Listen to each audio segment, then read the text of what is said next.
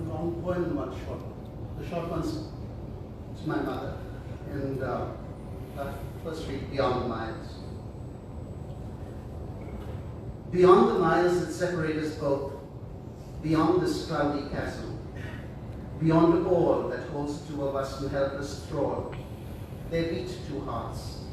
All right, I shall not speak for you, and let your heart one day tell of the residue of love that feels for me, since you have blocked all access to your life. Out there in the woods, your life's a secret now.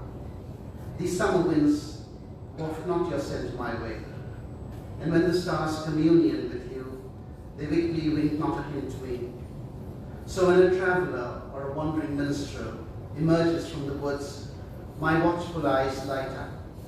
I hasten slowly to their side and gently ask, but not in pressing tones, lest brows be raised and they think ill of me, what work you do and how you keep in health.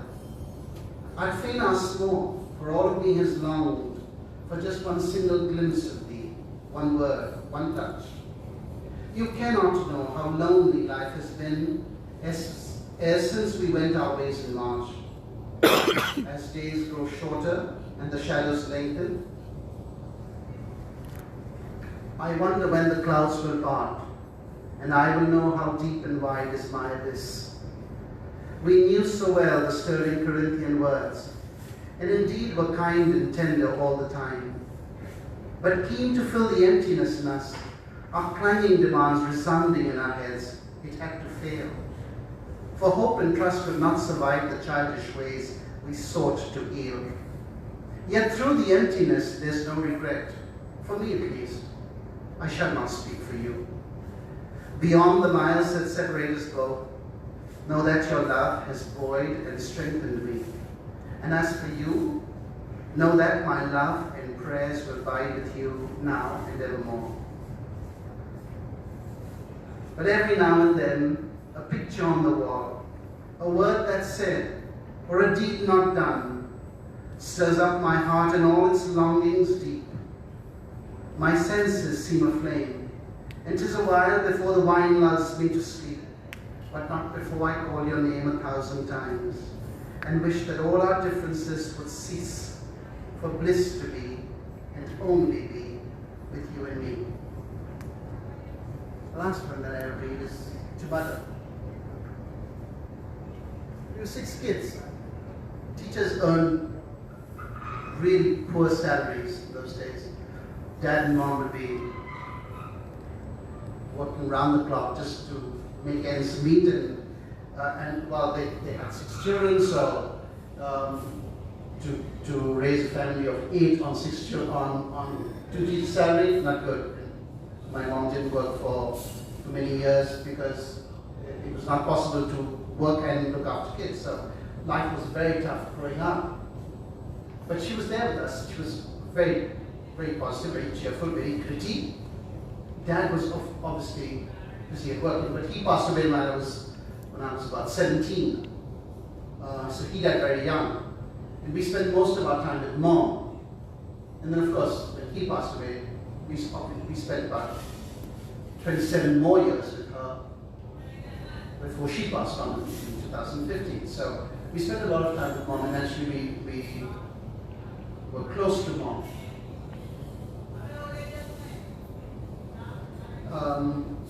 Just to give you a context, it's not possible to when you're working and you're going to make 30 chapatis or 35 chapatis to make each of them, like pulkas. And when you've got a dish to make, you're not going to spend hours browning the meat and make sure the onions are done fine. So Mom would just find the easiest way to make stuff that we needed to enjoy.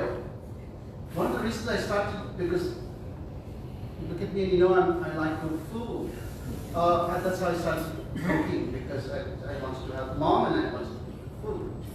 But she was a good cook, but on a daily basis, it was difficult to make the right food that would and spend a lot of time in the kitchen.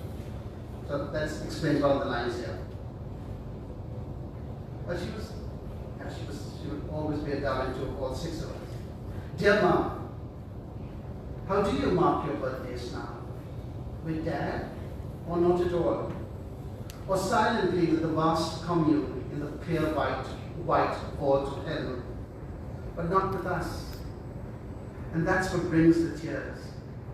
Your picture on the wall reminds me of your warm and beaming smile, your hearty laugh, with not a glimpse of all the pain endured, not 1 or 2, but 6 to bear.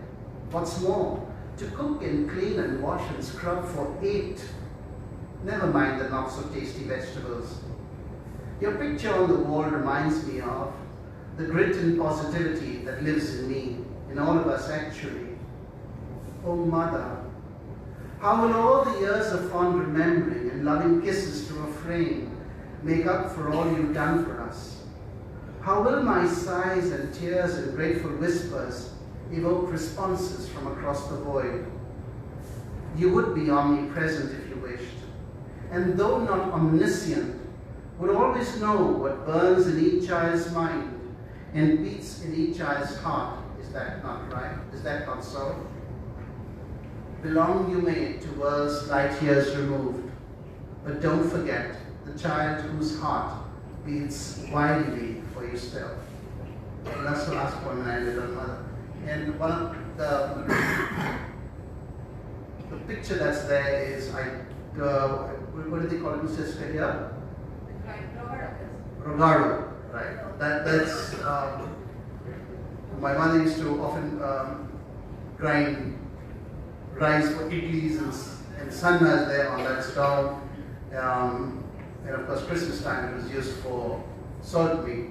And I still have that stone. It's a very heavy stone. Whenever I move, whoever's carrying that stone really curses the fact doesn't move because they say, "Don't you have a mixie now? Why are you carrying this?" And I say, "No, just carry it to the truck." Yeah, that's what she used to use, and so that reminds me of all the hard work that she used to do in raising 8 kids. But I won't keep it here longer. I hope you enjoy the book. I hope there should be enough for you if you wish to. These were the starters, and if you want the main course, then the books there at the back. I have signed a few, and I have to sign more. I want not because I want an alternative career, not because I want a source of income. You know, I think I want the book because these are emotions that all of us feel. And if ever you feel, as all 3 of them said, if you feel this is what I felt, and he said just what I wanted to say but couldn't say it, then I would be delighted. Because then I would know that I have articulated what's in the core of your being. And that's the whole idea. I probably will lose a lot with the books and all the cost that's gone into the books. But for me, it was about getting that first book. And even when I write the second book, it's about keeping Iambic verse alive. I went to Crossroad, I went to so many bookstores, not fair to mention the name, but I went to all the bookstores and said, "Where's your poetry section?" They said, "No one reads poetry." Yeah. There were 2. There's Ruby Cord, there's Rumi. And there were just 2 books in the whole store. In fact, when I was starting to write, someone told me, "Why are you writing verse? No one reads the verse. Why aren't you writing prose? You can write prose, write prose." And I said, "But I like verse." And I hope that by you reading this, you will find yourself in it. Don't look for me in it. Even if it's romantic poetry, even if I am a romantic, but I hope you find yourself in it. Or find somebody you know, family or someone immediate. I hope they resonate with what you do, with a personal experience or something that you've seen or read about, and that would be, I think, the happiest. That it's not something only me. It's a universal experience. So yes, what I say is, if you've got a story too inside you, to use the phrase that author used, die empty. Don't take your dreams to the next world. They'll probably stay behind in this world. Just be happy that you did whatever you could. I'm happy. I'm pleased with this one.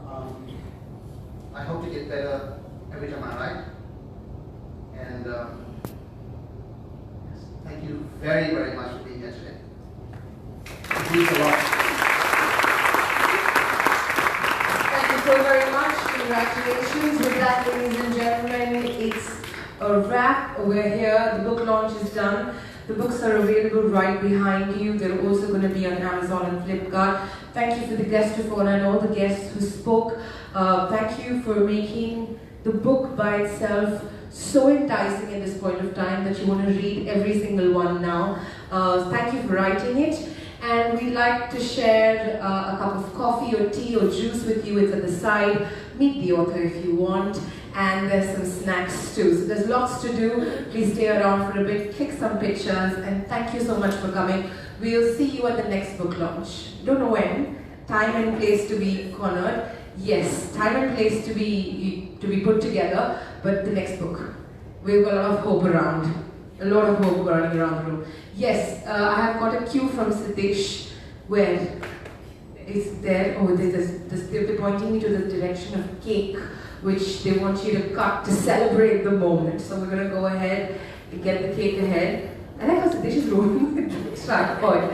Can we get the cake forward? Also, the cake is bought so that everybody can share. This is a surprise. You did not know about it. We've got the TGS fan who's come in with a cake. So please share some cake too. It's that kind of an evening. All right. Congratulations to you, Mr. Karen Paul Joseph. Congratulations for the words inside you and the ones in you.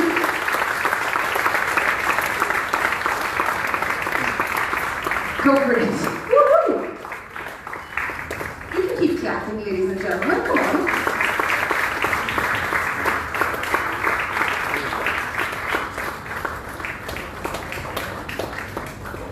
All right. I won't feed myself.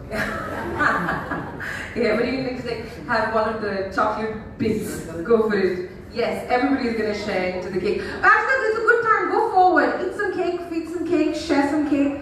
Thank you so very much. A cup of coffee. I know that the admin team is extremely excited. Go for it. Go for it. I can see them waiting on the tippy toes. Go for it. Feed some cake, share some cake. Ladies and gentlemen, read some poetry. Catch you soon. Thank you.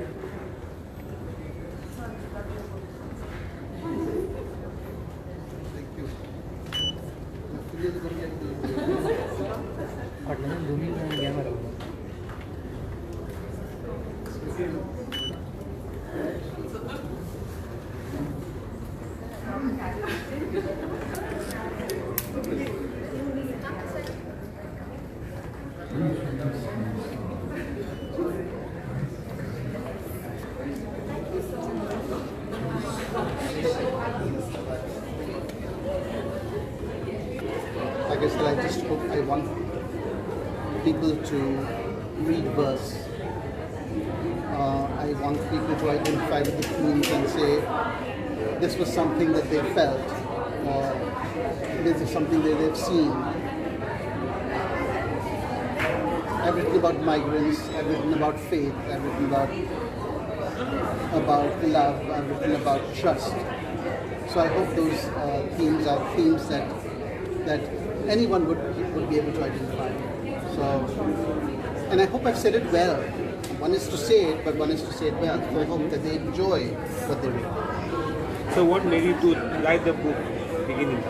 I always wanted to write. I've been wanting to write for 30 years, but I never got down to it till a friend said, I'm going to create and design a space for you, now write. So I thought the idea was if you invest time and resources in a dream, only then it will happen. So I did that, and now I'm able to. How many chapters does the book consist of? There are about 19 poems. I did that for a start. I said, by the end, I don't get much time from work. So in whatever time I managed, I said, let me put out a small collection, and then I will work on a bigger one. Any of your favorite line from the book? Which is They're all. most favorite? There's to my mother. There's about love. There's about trust. They all very dear poems. What would be your last statement? Read poetry. I know people say they don't read poetry anymore, but I would like them to read poetry and keep this iambic verse alive. Many people don't know iambic verse, and I hope that this just popularizes it. As you started to write the book, from where you got the information and ideas to continue the writing? So some of it was my own experience, like to my mother, but a lot of it was also other people's experiences. I read in books or relatives or friends or something I saw in a movie. I think it's good never to draw from different people's experiences. And I hope that provides the range of poems in the book. As it's I didn't want to write a book only on love or only on faith. It would become a little monotonous. As it's your first book, what was the most difficult part about writing a book? Writing the first one. Then you write one and you say, I like it, and then you write a second one. I think the most difficult part is first getting over the self-doubt that you can write. Most of us don't believe in ourselves, so I think that getting over those hurdles, conquering yourself, having faith, having self-belief, those are the most difficult ones. What do you think what makes a good story? It's got to be authentic. It must have deep emotion.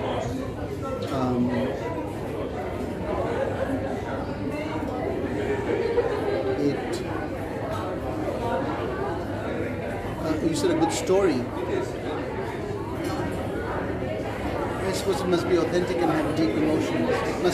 There must be nothing superficial about it. You take Mughal-e-Azam or you take love story.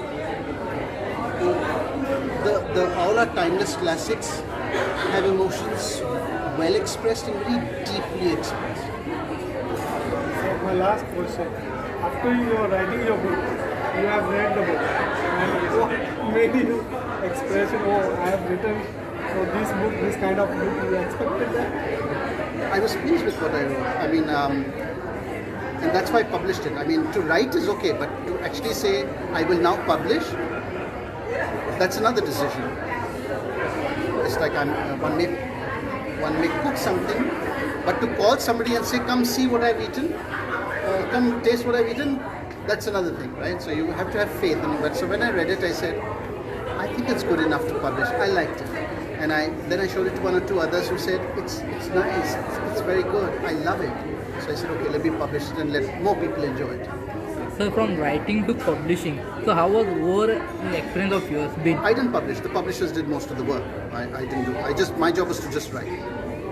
Apart from little proofreading. A lot of people helped me. There's the MC, Jessica, there's Mr. Sudesh, there's the photographer.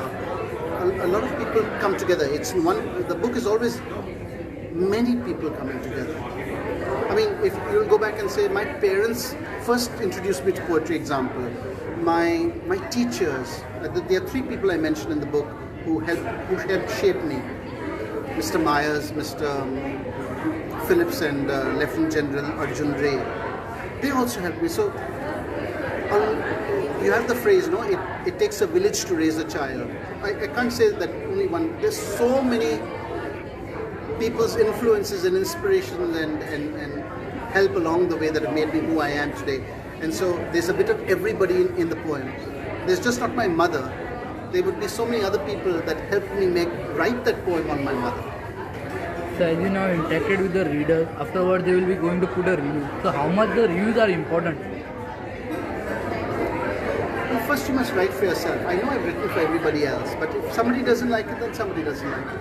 I think I must first write for myself and be pleased with what I have done. If I start to write based only on other people's opinions, then that's not a good thing. That means I have no faith in myself. I'm not saying that I should write and no one read, then something's wrong. Somebody has to like your work. So yes, it matters. Opinions matter. I was very grateful for all the lovely things that they said. It means that what you think, you have an opinion of yourself.